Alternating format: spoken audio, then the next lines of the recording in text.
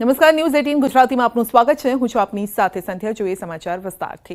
પોરબંદરમાં કરોડો રૂપિયાનું ડ્રગ્સ પકડાયું છે. એનસીબી અને અન્ય એજન્સીએ કરી છે મોટી કાર્યવાહી. 500 કરોડથી વધુની કિંમતના ડ્રગ્સની આશંકા છે. હાલમાં એજન્સી આ અંગે કાર્યવાહી કરી રહી છે, તપાસ પણ કરી રહી છે. તો આ ડ્રગ્સ ક્યાં મોકલાવાનું હતું, કોણ કોણ તેના સાગરીતો છે, ક્યાંથી આ ડ્રગ્સ આવ્યું હતું, આ તમામ મામલે તપાસ ચાલી રહી છે. પરંતુ ફરી એક વખત જે રીતે વિગતો સામે આવી રહી છે એને જોતા એવું લાગે છે કે ફરી એક વખત દરિયાકાંઠાનો આમાં ઉપયોગ થયો હોઈ શકે છે.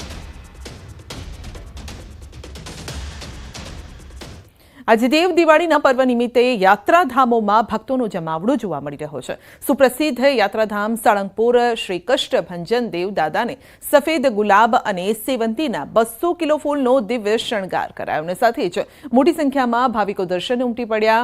તો રાજા રણછોડરાય અને ડાકોરમાં પધાર્યાના આજે 869 વર્ષ પૂરા થયા છે અને જેથી આજના આ ખાસ દિવસે ડાકોરમાં દર્શન માટે ભક્તોની ભીડ છે. અંબાજી ખાતે હજારોની સંખ્યામાં યાત્રિકોએ મા અંબાના દર્શનનો લાભ લીધો. અનેક પદયાત્રિકો 52 ગજની ધજા લઈ અને અંબાજી દર્શને પહોંચ્યા હતા. તો પાવાગઢ ખાતે મંગળા આરતી તેમજ અન્નકૂટના દર્શનાર્થે ભક્તો ઉમટી પડ્યા. લોકો મોડી રાતથી જ પાવાગઢ પહોંચી ગયા હતા અને કાર્તિકી પૂર્ણિમાએ ભરાતો શામળાજીનો મેળો ભરાયો, જેમાં લાખોની સંખ્યામાં ભક્તોનો જમાવડો જોવા મળ્યો.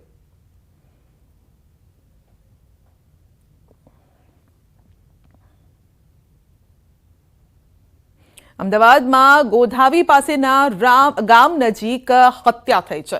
ગરુડિયા ગામની સીમમાં યુવકની હત્યા થઈ છે. જમીન દલાલના વ્યવસાય સાથે સંકળાયેલો હતો મૃતક દીપક દશરથ પટેલ નામના યુવકની હત્યા થઈ છે.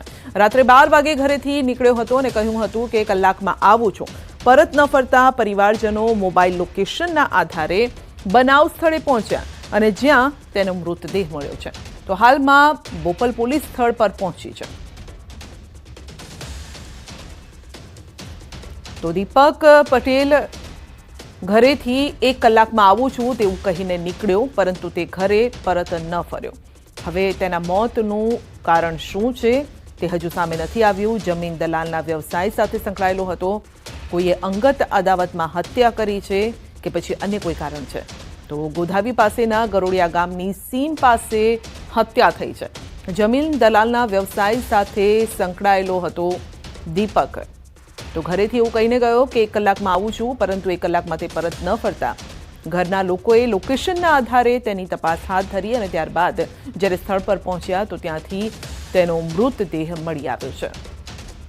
તો હત્યા કોણે નિપજાવી છે આ અંગે તપાસ કરવામાં આવી રહી છે. છેલ્લી વાત તેની કોની સાથે થઈ હતી, ફોન ઉપર કોને તે મળવા ગયો હતો, કયા એ લોકો હતા, આ તમામ એંગલથી તપાસ કરવામાં આવી રહી છે. તો જમીનના વ્યવસાય સાથે સંકળાયેલો હતો તો સવાલ એ પણ ઊભો થઈ રહ્યો છે કે શું જમીનનો જ મામલો હતો જેના કારણે તેની હત્યા થઈ છે, અને જો હત્યા થઈ છે તો પછી કોણે કરી છે? શું આ મામલે કોઈની સાથે બબાલ ચાલતી હતી, કોઈની સાથે વિવાદ ચાલતો હતો? આ તમામ બાબતે અત્યારે પોલીસ તપાસ કરી રહી છે.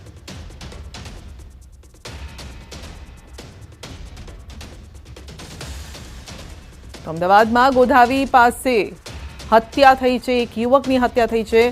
દીપક પટેલ નામના યુવકની હત્યા.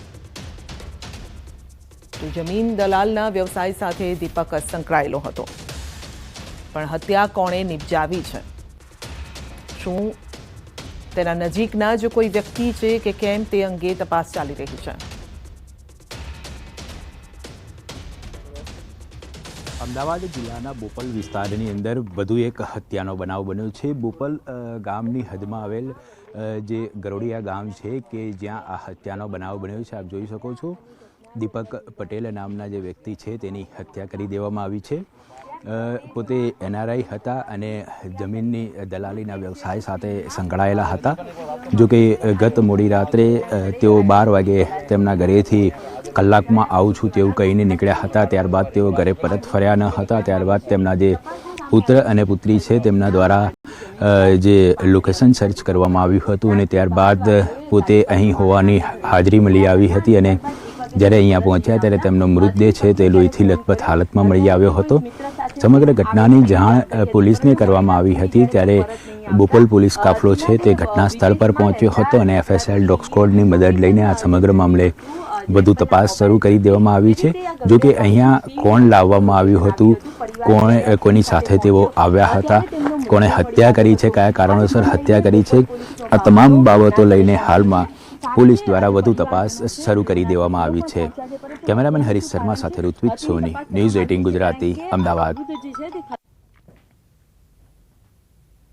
ટીઆરબી જવાન તોડ કરતો હોવાનો વિડીયો વાયરલ થયો છે. ભાવનગરમાં પોલીસની હાજરીમાં જ તોડ કર્યો હતો.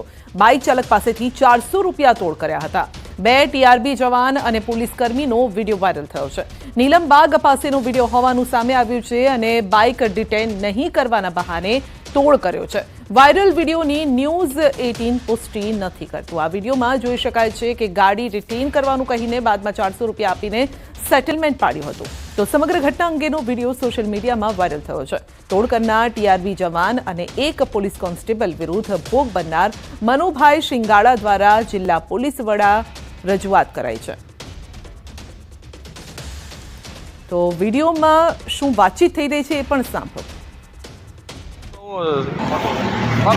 પૈસા નહીં સાહેબ, એટલે મારે તો તમારે કેટલા ભરવા છે? મેં ખિસ્સા પણ બધું બતાવી દીધું. મેં 500 અમે મારા 500 રૂપિયા મારે ઘરે જોઈ ન જોઈ આમને થોડો કરું સાહેબ. આ ડિટેન કરશું ને વડીલ ક્યાંય રહ્યો તમે? ગાડી હતા આ તમે હોજી જાઓ, આ ગાડી 8-9 વાત થાય છે પણ તોય મેં કીધું શું તમારો 500 રૂપિયા મેં કીધું પણ પછી 5 ન બને 450. મારે ક્યાં પહોંચવા ચાલો બીજો શું કરું પછી 400 રૂપિયા પહોંચ જ નહીં જોતી સાહેબ. એટલે મારે આપો 400 રૂપિયા. એમ નહીં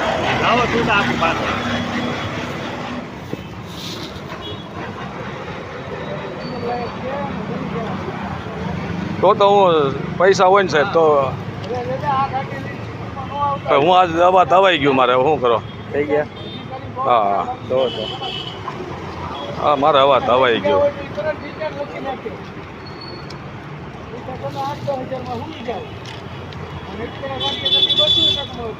કરાવી લેજો.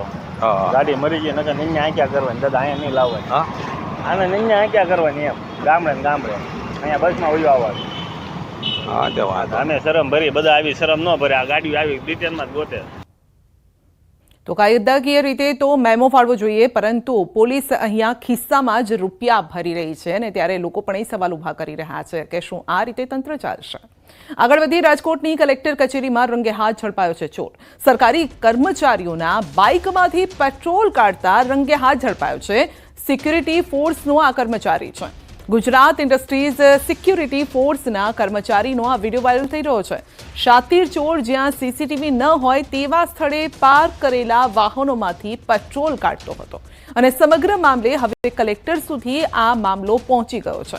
આપ દ્રશ્યમાં જોઈ શકો છો, કોઈ વ્યક્તિ તેનો વિડીયો પણ ઉતારી રહ્યું છે અને જ્યારે વ્યક્તિ વિડીયો ઉતારે છે ત્યારે તે સામેથી દાદાગીરી બતાવી રહ્યો છે. આપ દ્રશ્યમાં જોઈ શકો છો. તો લોકોના વાહનોમાંથી પેટ્રોલ ચોરી કરતો હતો આ વ્યક્તિ. તમે વેડિયા ઉતરોમાં ને તમે આ બધું ક્યાં કરો છો?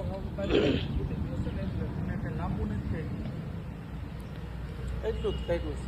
તમે વેડિયા ઉતરોમાં ને તમે આ બધું ક્યાં કરો છો?